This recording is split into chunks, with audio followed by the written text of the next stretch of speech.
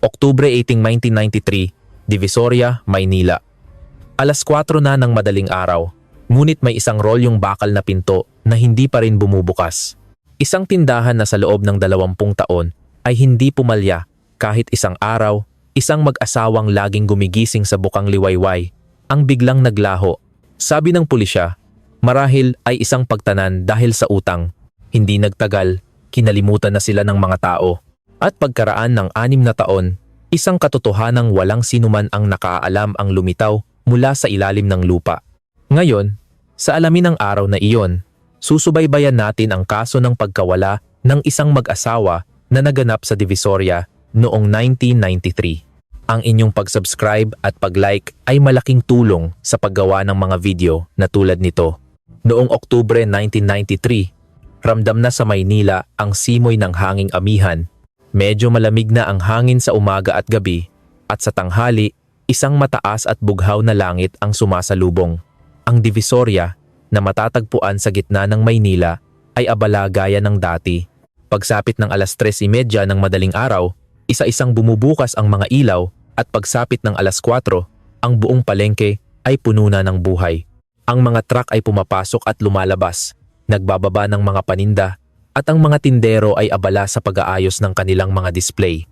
Ganoon nagsisimula ang isang karaniwang araw sa Divisoria. Sa isang masikip na eskinita sa loob ng palengke, na kilala bilang Kalye Tabora, naroon ang mga tindahan ng mga tuyo at daing. Amoy ng tuyo, dilis, at daing na pusit ang nangingibabaw sa hangin. Ang sigawan ng mga tindero ang pumupuno sa eskinita mula pa sa umaga. Sa gitna ng eskinita na iyon, naroon ang Quezon's Pride Dried Fish Trading.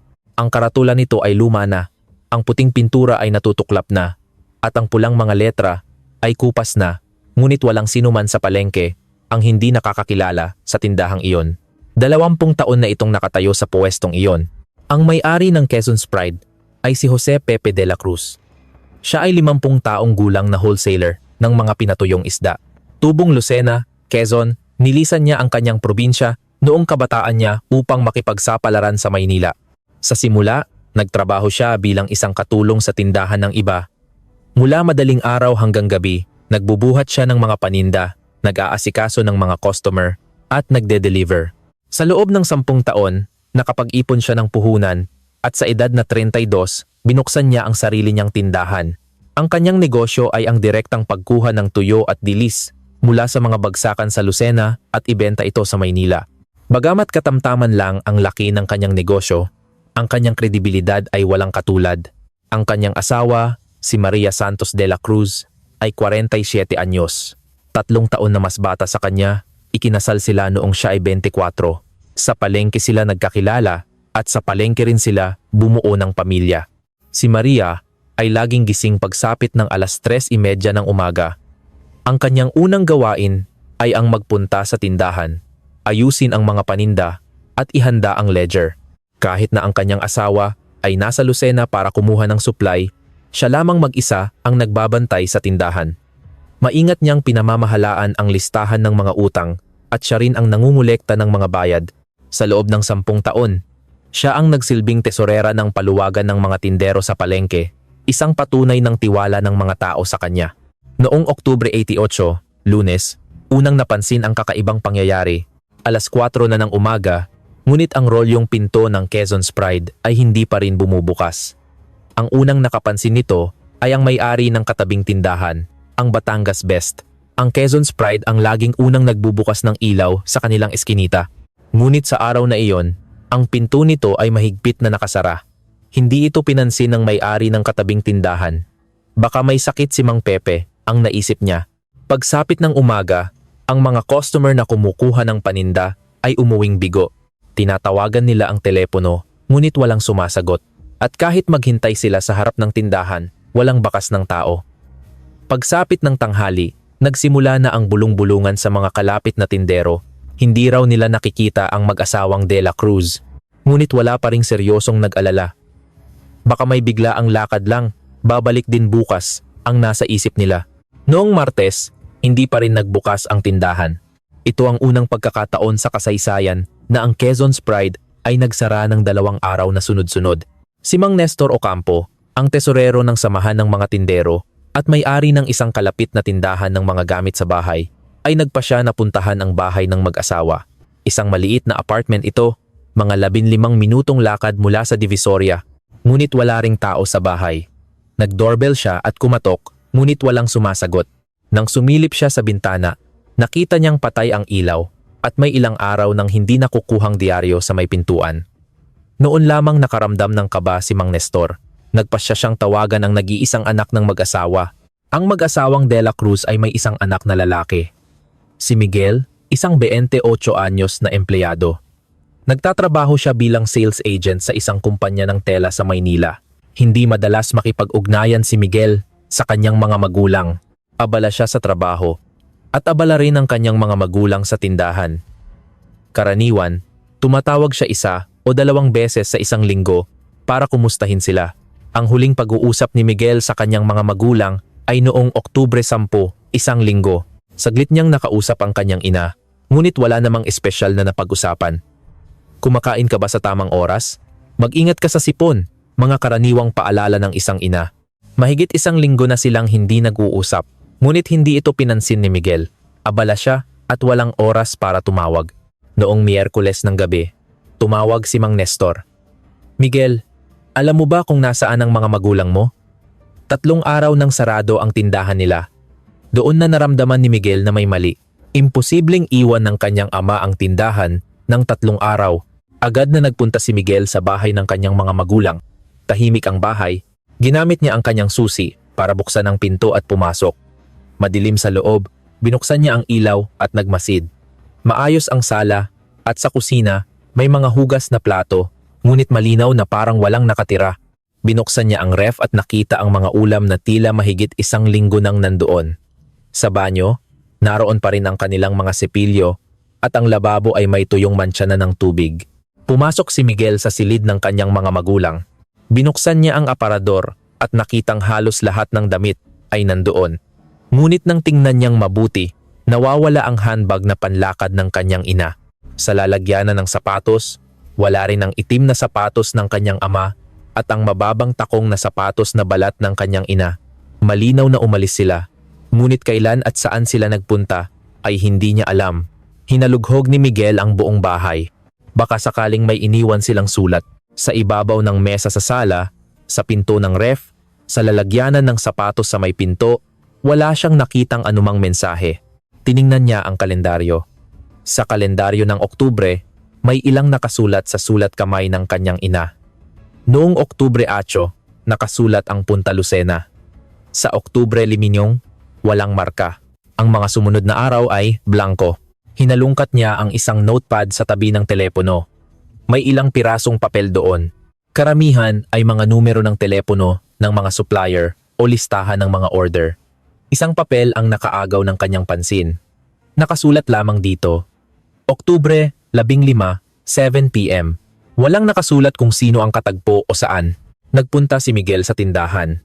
Ang rolyong pinto ng Quezon's Pride ay nakakandado. Kinuha ni Miguel ang mga susi na dala niya mula sa bahay ng kanyang mga magulang. Kasama ng susi ng bahay, ang susi ng tindahan. Itinaas niya ang rolyong pinto at pumasok.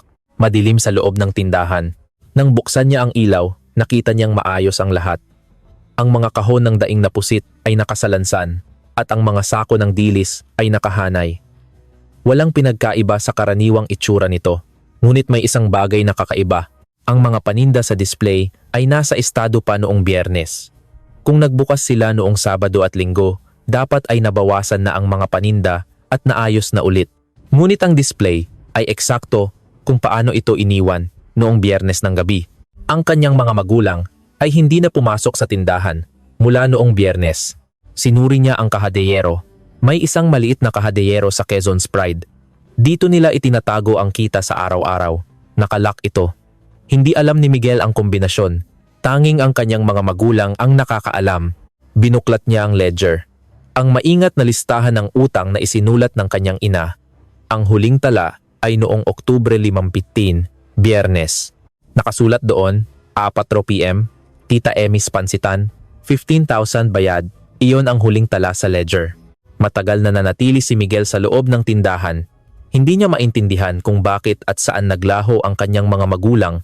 Kung may bigla ang pangangailangan, tiyak na tatawagan siya.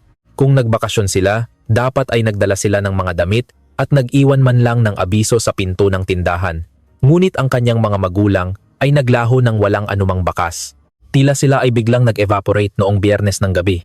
Oktubre 21, Huwebes ng umaga, nagpunta si Miguel sa Manila Police District Station 2. Nag-file siya ng missing persons report.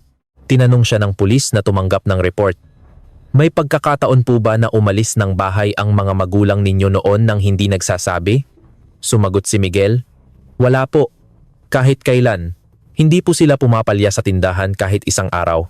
Nag-away po ba sila kamakailan o mukhang malungkot? Sa pagkakaalam ko po, hindi. May mga utang po ba sila? Saglit na nag-atubili si Miguel. Hindi ko po alam ang detalye, pero bakit po ninyo na itatanong? Hindi sumagot ang pulis at tinanggap na lang ang report. Sige, tatanggapin namin ito. Maghintay tayo ng ilang araw at kung may balita, ipaalam nyo sa amin.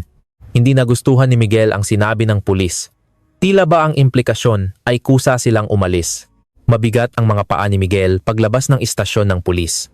Saan nga ba nagpunta ang kanyang mga magulang? Bakit sila nawala nang walang anumang paalam? Hindi alam ni Miguel at sa araw na iyon, nagsimula ang kanyang mahabang paghahanap.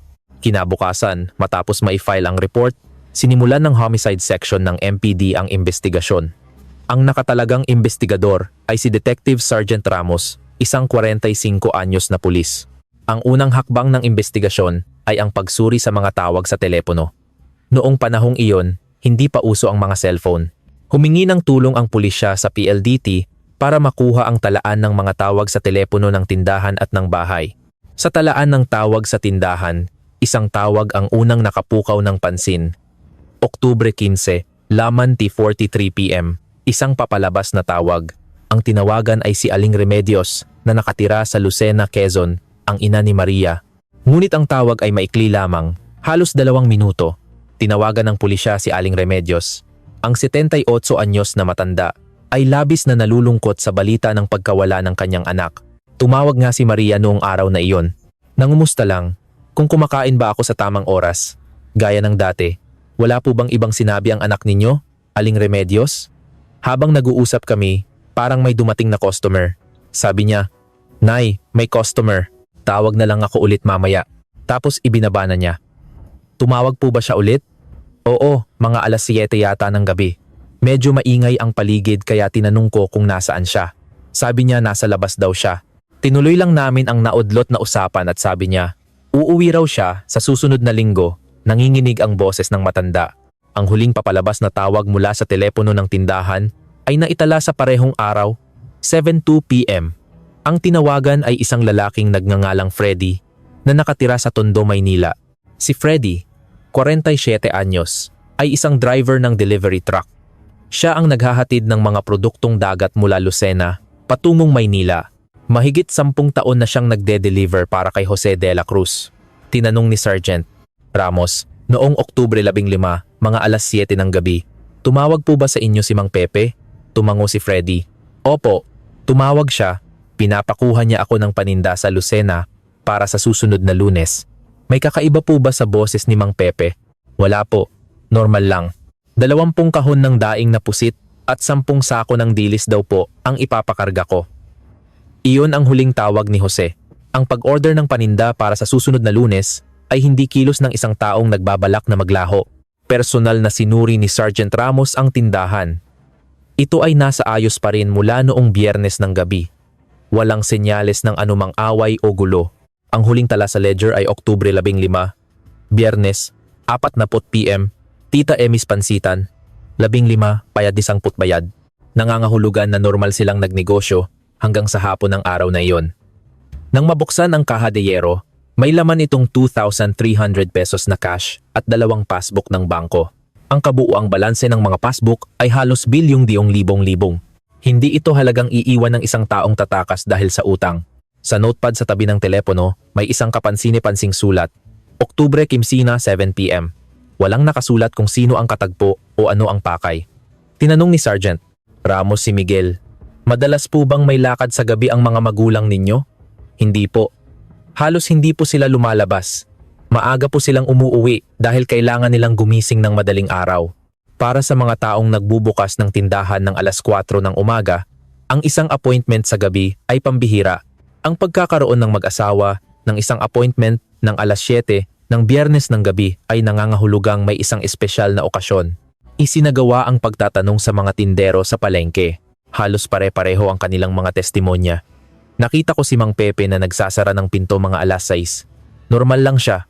Oo, nakita ko si Mang Pepe noong Biyernes ng gabi. Nagbatian pa kami habang nagsasara siya. Ngunit may isang testimonya na medyo naiiba. Galing ito sa isang babaeng tindera ng mga ulam. Nakita ko si Aling Maria noong gabing iyon. Mga lampas alas 7 na siguro. Saan ninyo po siya nakita? Sa may labasan ng palengke. May kausap siya sa payphone. Tumango si Sergeant Ramos. Iyon marahil ang tawag na ikinuwento ng ina ni Maria, si Aling Remedios. Tinatapos niya ang naunang naputol na tawag. Ngunit isang tanong ang nanatili. Nagsara sila ng tindahan ng alas 6 at ang bahay nila ay 15 minutong lakad lang. Kung lampas alas 7 na, bakit hindi na lang siya tumawag sa bahay? Bakit kailangan pa niyang gumamit ng payphone sa palengke? May dahilan ba para manatili sila sa paligid ng palengke at hindi umuwi? Sinuri rin ni Sergeant Ramos ang pinansyal na estado ng mag-asawa. May utang silang 1200 sa isang bangko. Inutang nila ito noong nakaraang taon para sa pagpapalawak ng kanilang tindahan. Ayon sa ledger, mayroon din silang mga pautang na umaabot sa 230,000 pesos. Maraming mga kliyente ang hindi nakakabayad dahil sa hirap ng ekonomiya. Utang na 1,000 pesos at may pautang na 230,000 pesos.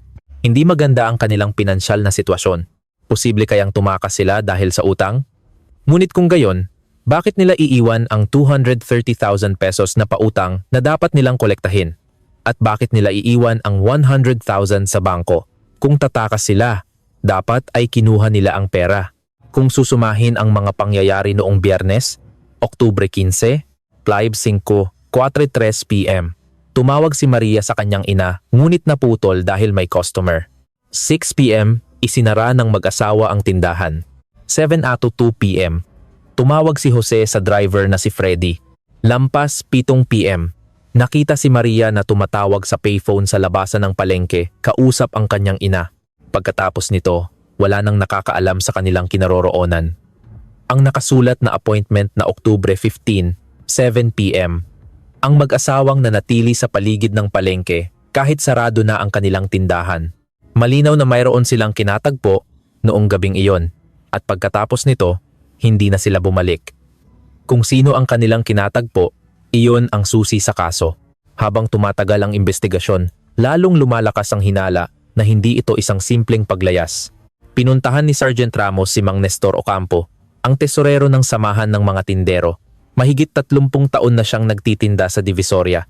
Si Pepe, tatanan, imposible. Iwinasiwas ni Mang Nestor ang kanyang kamay. Alam ninyo ba kung anong klaseng tao iyon? Ang tingin niya sa tiwala ng mga kliyente ay parang buhay niya. May pautang siyang mahigit pa 200,000 pesos. Iiwan niya ba iyon para lang tumakas? Tinanong ni Sergeant Ramos, may nakaaway po ba si Mang Pepe kamakailan? Saglit na nag-isip si Mang Nestor. Away. Mga 1 buwan na ang nakalipas, nagkasagutan sila ni Antonio Reyes. Sino po si Antonio? Ang may-ari ng Batangas Best. Katabing-katabi lang ng tindahan ni Pepe, si Antonio Reyes. 15 taon na silang magkatabing nagtitinda sa iisang eskinita, isang direktang kakumpetensya. Ano po ang pinag-awayan nila? Tungkol sa kliyente. May malaking pansitan sa Maynila, ang Tita Emmy's Pansitan. Araw-araw, kumukuha sila ng maraming sako ng dilis. 10 taon ng suki ni Pepe iyon. Pero noong Setyembre, bigla na lang lumipat sa Batangas Best. Bakit po lumipat? Binabaan ni Antonio ang presyo.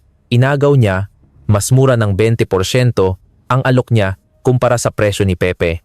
Ang mawalan ng isang matagal ng pinaghirapang kliyente ay masakit para sa isang negosyante. Siguradong galit na galit si Pepe. Galit na galit. Sa harap ng maraming tao sa palengke, kinumpronta niya si Antonio. Sabi niya, 15 taon tayong magkapit-bahay dito. Paano mo nagawa sa akin iyan? Anong sinabi ni Antonio? Sabi niya, patas lang daw ang kompetisyon. Kung mas mura ang alok mo, Natural lang na lumipat ang kliyente. Nagkasagutan sila hanggang sa pinaghiwalay na sila ng mga tao. Inilagay ni Sarte Ramos si Antonio sa listahan ng mga posibleng suspek. Isang taong may alitan sa biktima. Ang batayan ng investigasyon ay ang pagsuri sa mga taong malapit sa biktima. Sinuri ang pagkatao ni Antonio. 52 taong gulang, 15 taon nang may-ari ng Batangas Best. Ang pamilya niya ay ang kanyang asawang si Elena. Ngunit isang interesanteng impormasyon ang lumabas. May utang si Antonio sa isang Bombay o loan shark. Isang utang na 150,000 pesos at 3 buwan na siyang interes lang ang nababayaran. Isang taong gipit sa pera. Ito ba ang dahilan kung bakit niya inagaw ang kliyente ng kanyang kakumpetensya? Nagpa siya si Sergeant Ramos na personal na kausapin si Antonio. Noong Oktubre 25 hapon, pinuntahan ni Sergeant Ramos ang Batangas Best. Nag-aayos si Antonio ng mga sako ng dilis. Nandito po ako para magtanong tungkol sa pagkawala ni Mang Pepe. Pinagpagan ni Antonio ang kanyang mga kamay at tumayo. Ah, opo, narinig ko nga po, bigla na lang daw nawala. Nabalitaan po namin na nagkaroon kayo ng hindi pagkakaunawaan kamakailan. Bahagyang nagbago ang ekspresyon ni Antonio. Yung tungkol po sa kliyente, kasama po sa negosyo ang mga ganyang bagay, hindi po ba? Noong Biyernes, Oktubre, 5 gabi, nasaan po kayo? Saglit na nag-isip si Antonio. Nasa bahay po ng biyenan ko. Kaarawan po kasi ng biyenan kong lalaki sa Nagcarlan, Laguna. Anong oras po kayo umalis? Mga 6:00 po ng gabi. Pagkasara ko ng tindahan, umalis na agad ako. Mag-isa lang po kayo? Nauna na po ang misis ko. Sumakay siya ng bus ng hapon para makatulong sa paghahanda. Ako po, sinara ko lang ang tindahan tapos sumunod na ako gamit ang sasakyan. Para kumpirmahin ang alibi, nagpunta si Sergeant Ramos sa Laguna. Ang bahay ng biyenan ni Antonio ay nasa isang baryo sa labas ng bayan. Tinanong niya ang biyenan. Dumating po ba ang manugang ninyo noong Biyernes, Oktubre 15? Oo, dumating siya. Para sa kaarawan ko. Mga anong oras po siya dumating? Kumunot ang noo ng matanda. Abay, gabi na. Maaga kaming natutulog dito, kaya nakahiga na yata kami nang dumating siya. Hindi ko matandaan ang eksaktong oras. Kahit po tinatayang oras, mga 9:00 po ba? O 10:00? Siguro mga ganoong oras. Basta gabi na nang dumating siya. Kinumpirma rin niya ito sa bayaw ni Antonio. Dumating po ba ang bayaw ninyo noong Biyernes? Opo, para po sa birthday ni Itay. Nauna si ate, tapos dumating si kuya, pagkatapos ng hapunan. Mga anong oras po? Hindi ko po rin sigurado. Nanonood ako ng TV nang batiin ko siya, kaya siguro mga 9:00 o 10:00 iyon. Parehong sinabi ng biyenan at bayaw na gabi na siya dumating, ngunit hindi malinaw ang eksaktong oras. Para sa mga matatanda sa probinsya, ang 9:00 o 11:00 ay parehong gabi na. Tinanong ulit ni Sergeant Ramos si Antonio. Mga anong oras po kayo dumating sa biyenan ninyo? Mga 9:00 po. 1 oras at kalahati ang biyahe, kaya kung 6:00 ako umalis. Ah, medyo na late po pala ang alis ko. Nag-ayos pa ako ng tindahan, dumaan sa bahay para magbihis, kaya mga 7:30 na po ako nakaalis. Nag-iba ang kanyang testimonya. Ang 6:00 na alis ay naging 7:30. Kahit nakahina-hinala, hindi ito isang malaking kontradiksyon. Na-delay lang ng kaunti ang oras, ngunit ang alibi ay nananatiling buo. Ngunit sa mga sandaling iyon, isang bagong testimonya ang lumabas. May isang taong kusang nagpunta sa istasyon ng pulis. Si Aling Nena, na nagtitinda ng goto malapit sa palengke. Siya ay 57 taong gulang. Detective, nakita ko po ang mag-asawang De La Cruz noong gabing iyon. Umayos ng upo si Sergeant Ramos. Kailan at saan ninyo po sila nakita? Noong Biyernes ng gabi po. Mga 7:30. Pauwi na po ako galing sa pag-deliver ng goto. Saan po? Sa eskinita sa likod ng palengke. May nakaparadang sasakyan doon at nakasakay ang mag-asawang De La Cruz. Lalong naging interesado si Sergeant Ramos. Anong klaseng sasakyan po? Isang puting van. Kia Vesta. Nakita niyo po ba ang plaka? Hindi po. Madilim kasi. Saan po nakaupo ang mag-asawa? Sa likod po. Magkatabi sila? Sino po ang nagmamaneho? Isang lalaki po, pero hindi ko nakita ang mukha. Nakasombrero po kasi. Tinanong ni Sergeant Ramos. Ano po ang itsura ng mag-asawa? Mukha po ba silang pilit na isinakay? Umiling si Aling Nena. Hindi po, parang normal lang. Parang sumakay lang sa sasakyan ng isang kakilala. Saan po direksyon pumunta ang sasakyan? Lumabas po sa likod ng palengke. Papuntang direksyon ng Rizal, Biyernes ng gabi, alas 7:30. Ang mag-asawang Jose at Maria ay nakitang nakasakay sa likurang upuan ng isang puting Kia Vesta van, paalis ng palengke. Iyon ang huling pagkakataong nakita sila. Agad na sinuri ni Sergeant Ramos ang sasakyan ni Antonio. Ang nakarehistrong sasakyan sa pangalan ni Antonio ay isang puting Mitsubishi L300 na pickup. Iba ito sa maliit na van na sinabi ng saksi. Tinanong ulit ni Sergeant Ramos si Antonio, mayroon po ba kayong Kia Vesta van? Wala po. L300 lang. Kailangan ko po kasi ng pickup para sa kargamento. May kakilala po ba kayo na may puting Kia Vesta van? Naku, marami pong may ganoong sasakyan. Wala po akong maisip na partikular na tao. Hindi tugma ang sasakyan. Si Antonio ay nagmamaneho ng L300 papuntang Laguna, habang ang nakitang sasakyan ay isang Kia Vesta van. Walang matibay na koneksyon. Sinubukan ni Sergeant Ramos na hanapin ang mga may-ari ng puting Kia Vesta van sa paligid ng palengke. Ngunit noong panahong iyon, napakakaraniwan ng sasakyang iyon. Maraming tindero ang mayroon nito. At kung isasama ang mga residente sa paligid, aabot ito sa 12 dosena. Kung hindi nakita ang plaka, imposible itong matukoy.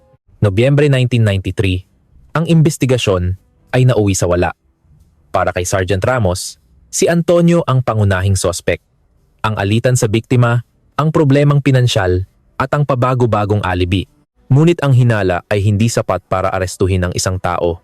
Ang nakitang sasakyan ay isang van, ang pag-aari niya ay isang pickup. Ang testimonya ng kanyang mga biyenan. At higit sa lahat, walang bangkay. Halos imposible na patunayan ang isang pagpatay kung walang bangkay. Ang pagkawala lamang ay hindi sapat para magsampa ng kasong kriminal. Hindi maaaring isantabi ang posibilidad na buhay pa sila sa kung saang lugar. Nagsimulang magtanong ang mga nakatataas. Hanggang kailan mo pa hahawakan iyan ng walang ebidensya? Tapusin mo na. Nagsumite ng report si Sergeant Ramos. Hinala, kusang pag-alis. Muling bubuksan ang kaso kung may bagong impormasyon. Ang kaso ay inilagay sa kategoryang cold case. Tanging ang anak na si Miguel ang hindi sumuko.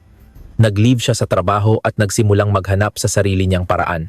Binalikan niya ang mga tindero sa palengke, paulit-ulit na nagtatanong kung may nakita sila o may napansing kakaiba. Ang sagot ay laging pareho. Gabi-gabi, tumatayo si Miguel sa eskinita sa likod ng palengke, sa lugar kung saan huling nakita ang kanyang mga magulang, ang puting van na naglaho sa dilim. Ano kaya ang nasa isip ng kanyang mga magulang sa loob ng sasakyang iyon? Alam kaya nila kung saan sila pupunta? Gustong malaman ni Miguel ang sagot.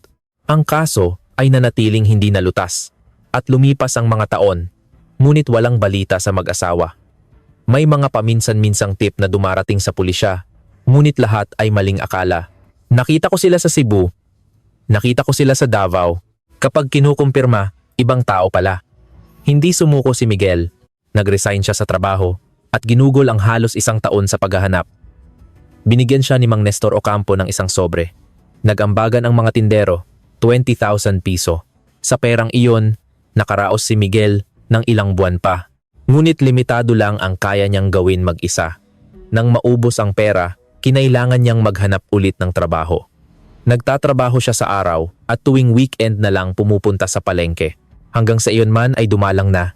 Ang kanyang lola sa Lucena, si Aling Remedios, ay pumanaw noong taglamig ng 1996. Namatay siyang hindi nalalaman kung buhay pa o patay na ang kanyang anak.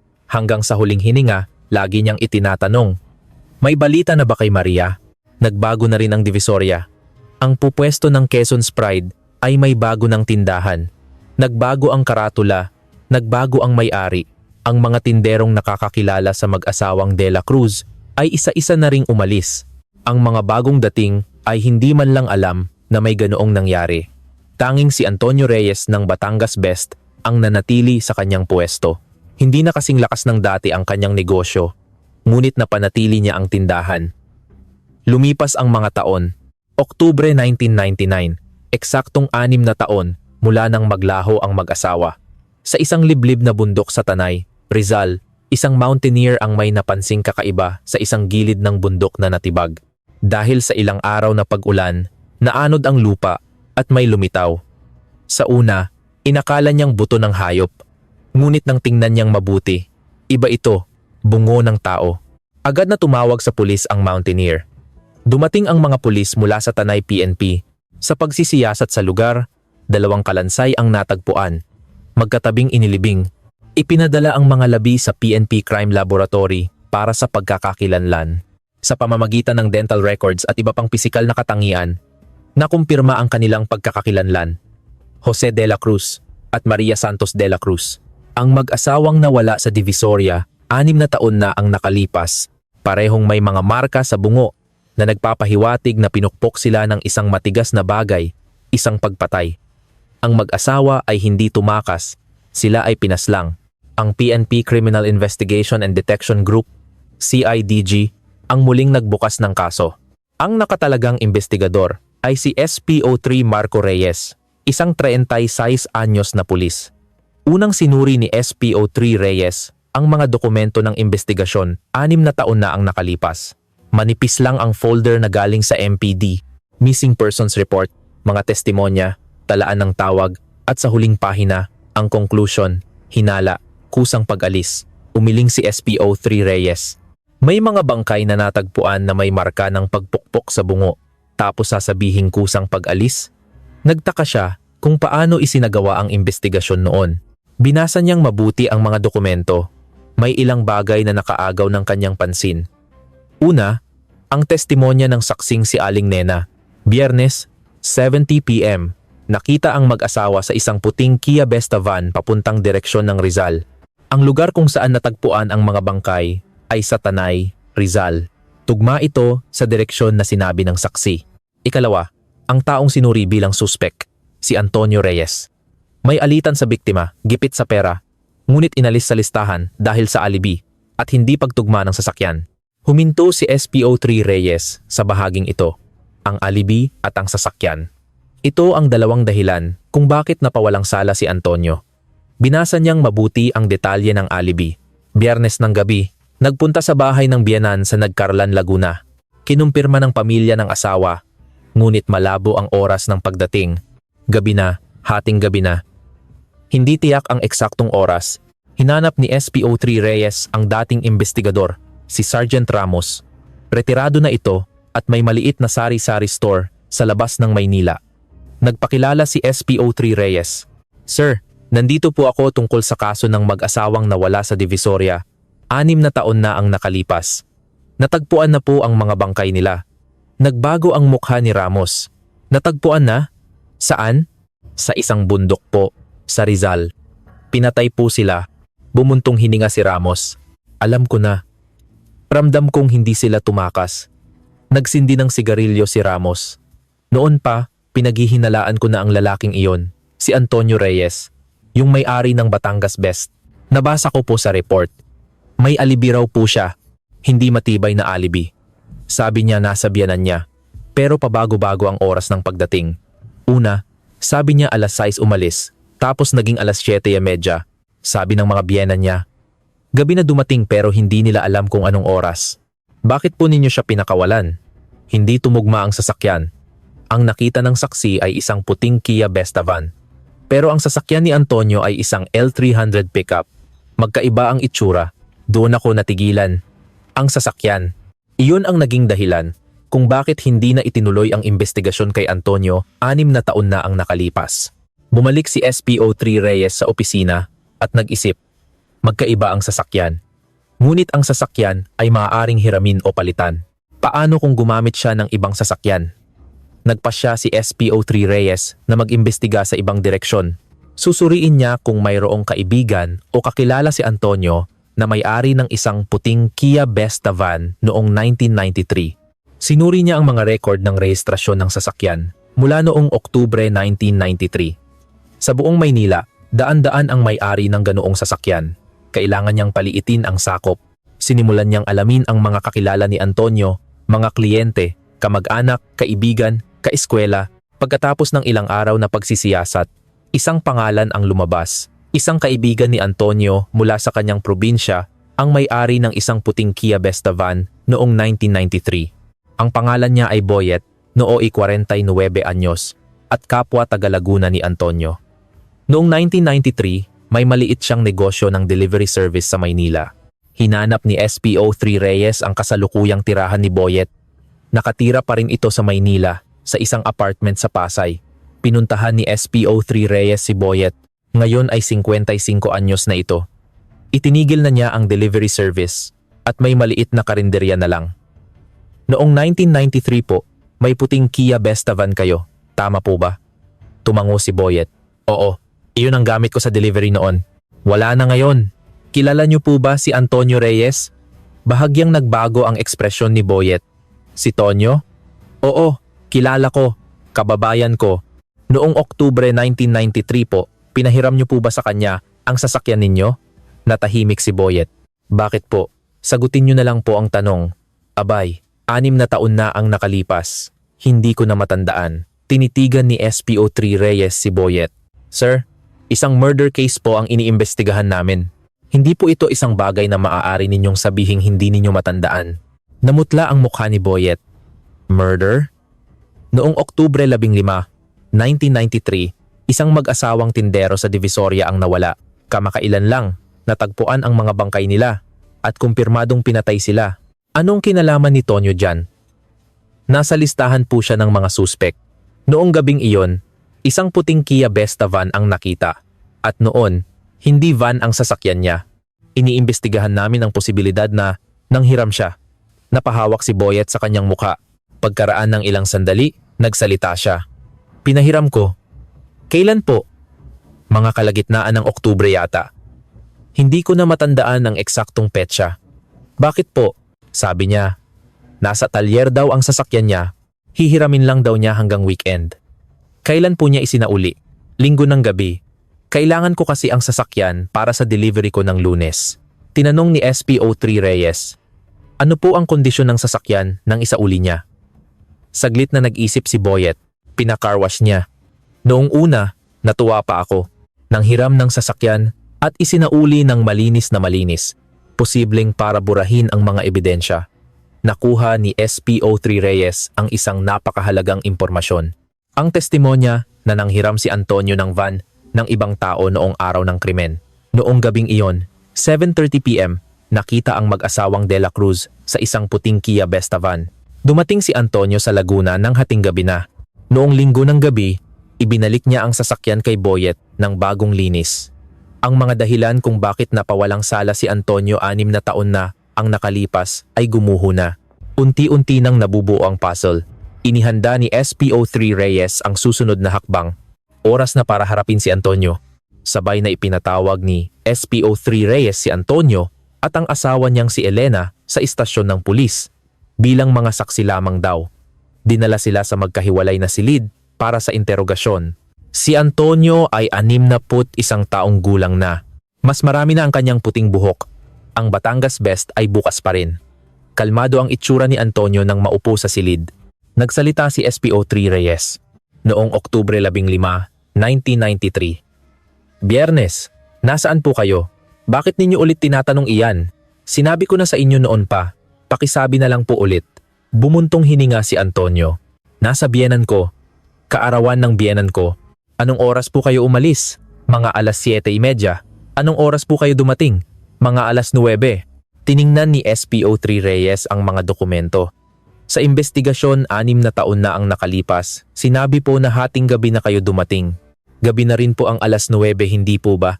Matanda na po ang biyenan ko, baka hindi na niya matandaan ng tama.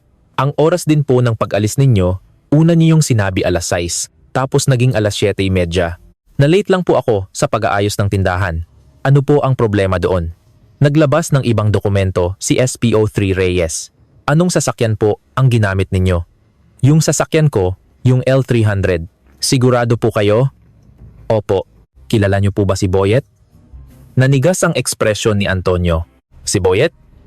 Oo, kababayan ko. Sinabi po ni Boyet na pinahiram niya sa inyo ang kanyang Kia Besta van noong araw na iyon. Natahimik ang buong silid. Nagpatuloy si SPO3 Reyes. Noong Oktubre 11, 1993, Biyernes, 7:30 PM, nakita ang mag-asawang De La Cruz sa isang puting Kia Besta van, papunta sa direksyon ng Rizal. Isang buwan na ang nakalipas. Natagpuan ang mga bangkay nila sa isang bundok sa Rizal. Umiling si Antonio. Wala akong alam diyan. Hiniram ko ang sasakyan Pero dumiretso ako sa Laguna noong gabing iyon. Sinabi po ni Boyet na linggo ng gabi ninyo isinauli ang sasakyan. Bagong linis daw po. Hindi sumagot si Antonio. Samantala, sa kabilang silid, iniinteroga si Elena. Ang kanyang testimonya ay iba sa kanyang asawa. Ayon sa mga talaan ng korte, sinabi ni Elena na ang kanyang asawa ay dumating ng halos alas 12 na ng hating gabi. Puno raw ng putik ang sapatos at pantalon nito. Sinabi raw ng kanyang asawa na nahulog sa kanal ang sasakyan, ngunit nagtaka siya. Inamin din ni Elena ang kanyang mga hinala sa loob ng 6 na taon. Nang kumalat ang balita tungkol sa pagkawala ng mag-asawa, napansin niyang hindi mapakali ang kanyang asawa. Hindi ito makatulog sa gabi at laging umiinom. Sa loob ng 6 na taon, sinikil niya ang kanyang pagdududa. Ngunit nang mabalitaan niyang natagpuan na ang mga bangkay, hindi na niya kayang magpanggap na walang alam. Pinagkumpara ni SPO3 Reyes ang mga testimonya. May malaking pagkakaiba. Sabi ni Antonio, alas 9 siya dumating. Sabi ni Elena, halos alas 12 na. May 3 oras na nawawala. Muling ipinatawag si SPO3 Reyes, si Antonio. Ngayon, bilang isang suspect na, ipinakita niya ang testimonya ng kanyang asawa. Ang pagkakaiba sa oras ng pagdating, ang putik sa damit at sapatos. Sa una, itinanggi ni Antonio. Ngunit habang isa-isang inilalatag ang mga ebidensya, nauubusan na siya ng sasabihin. Ang lugar kung saan natagpuan ang mga bangkay ay sa Tanay, Rizal na madadaanan papuntang Laguna. Ang puting Kia Vesta van na nakita ng saksi ay tugma sa sasakyang hiniram niya kay Boyet. Ang pagpapalinis niya ng sasakyan bago isauli noong linggo. Habang tumatagal ang interogasyon, humihina ang pagtanggi ni Antonio. Pagkatapos ng halos 8 oras, umamin siya. Ako ang gumawa. Sinimulan ni SPO3 Reyes ang pag-record. Simulan mo sa umpisa. Dahan-dahang nagsalita si Antonio. Ayon sa mga talaan ng korte, ang kanyang kwento ay ganito. Noong 1993, gipit na gipit si Antonio. Ang utang niya sa Bombay ay lumalaki at mahina ang negosyo. Dahil dito, inagaw niya ang matagal ng kliyente ni Jose, ang Tita Emmy's Pansitan. Nagalit si Jose. Sa harap ng maraming tao sa palengke, pinahiya niya si Antonio. 15 taon tayong magkapitbahay dito. Paano mo nagawa iyan? Wala kang delikadeza. Naramdaman ni Antonio ang kahihiyan. Ang tingin ng mga tao ay masakit. Mula noon, nagbago ang pakikitungo sa kanya sa palengke. Naririnig niya ang mga bulungan. Hindi tama ang ginagawa ng Batangas Best. Nang aagaw ng kliyente, nagalit si Antonio. Bagamat alam niyang mali siya, kinamuhian niya si Jose dahil sa pampublikong kahihiyan. Ang galit na iyon ay lumaki sa kanyang puso. Noong unang linggo ng Oktubre, nilapitan ni Antonio si Jose. Pare, pasensya na. Sobra yata ako. Manlibre ako ng hapunan. Sa una, tumanggi si Jose. Ngunit dahil sa paulit-ulit na paghingi ng tawad ni Antonio, lumambot ang kanyang puso. 15 taon na rin silang magkatabi. Noong Oktubre 15, Biyernes, inalok ni Antonio na ilibre ng hapunan ang mag-asawang De La Cruz. May masarap daw na kainan sa may Antipolo at ihahatid niya sila. Hindi naghinala ang mag-asawa dahil gusto nang makipag-ayos, wala silang dahilan para tumanggi. Nagkasundo silang magkita ng alas 7 ng gabi sa eskinita sa likod ng palengke. Ang sulat na Oktubre Casino, 7 PM sa notepad ay ang appointment na iyon. Maingat na inihanda ni Antonio ang krimen. Sa halip na gamitin ang kanyang L300, hiniram niya ang Kia Vesta van ng kaibigang si Boyet. Ang L300 niya ay laging nakaparada sa harap ng kanyang tindahan at madaling makilala. Naglagay siya ng pala sa likod ng van. Mula sa simula, plano na niyang ilibing ang mga bangkay. Noong gabing iyon, alas 7, sinundo ni Antonio ang mag-asawa sa likod ng palengke. Ang mag-asawa na naniniwalang pupunta sila sa isang masarap na kainan ay walang pag-aalinlangang sumakay sa likod. Alas 7:30, nakita sila ng tindera ng goto na si Aling Nena, isang mag-asawa sa likod ng puting van, papuntang direksyon ng Rizal. Hindi sila dinala ni Antonio sa isang restoran. Wala siyang balak na gawin iyon. Ang sasakyan ay nagtungo sa isang liblib na bundok sa Tanay, Rizal. Nang makababa si Jose sa sasakyan at naintindihan ang sitwasyon, huli na ang lahat. Kinuha ni Antonio ang pala mula sa likod ng van at pinukpok ang ulo ni Jose. Ang sumisigaw na si Maria ay pinatay din sa parehong paraan. Kinaladkad ni Antonio ang 2 bangkay sa isang gilid ng bundok Nagukay siya at inilibing sila. Puno ng putik ang kanyang damit at sapatos. Iyon ang dahilan kung bakit hating gabi na siya nakarating sa bahay ng kanyang biyenan.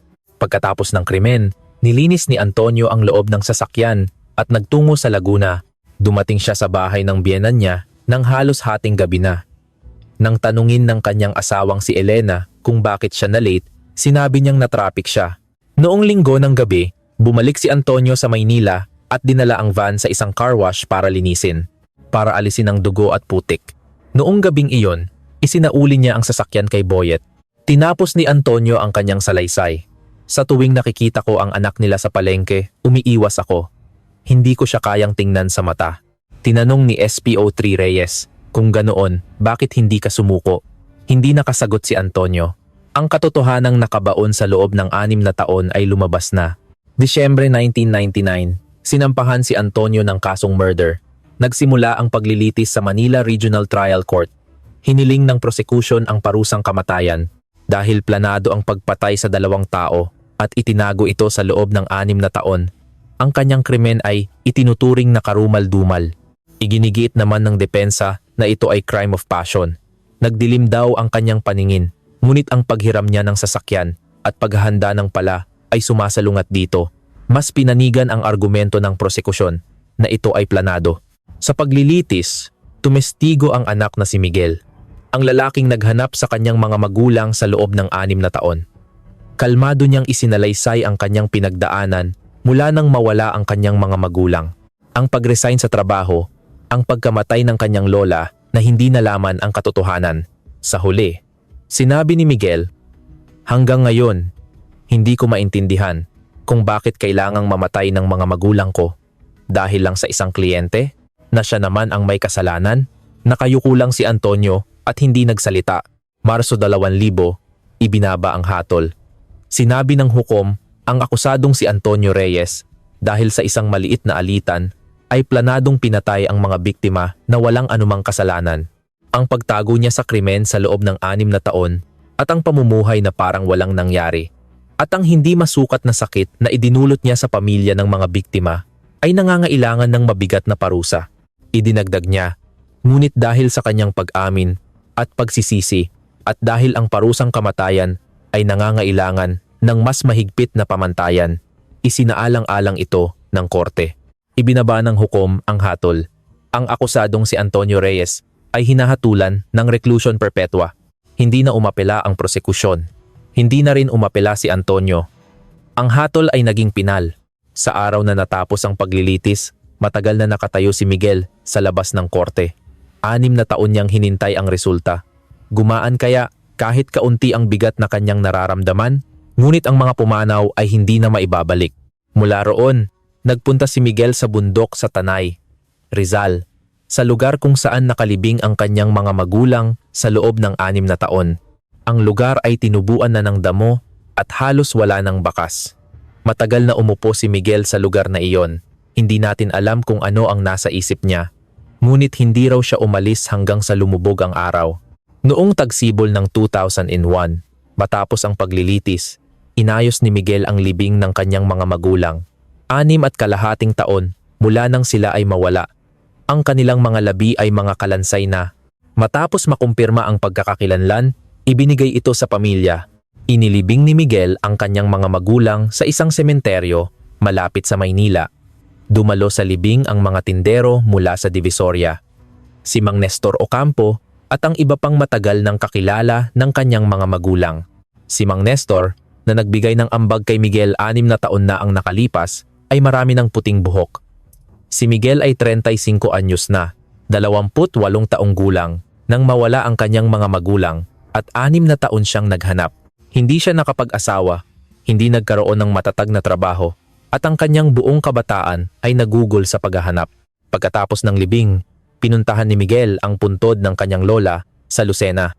Si Aling Remedios ay pumanaw noong 1996. Pumanaw siyang hindi alam kung ano ang nangyari sa kanyang anak.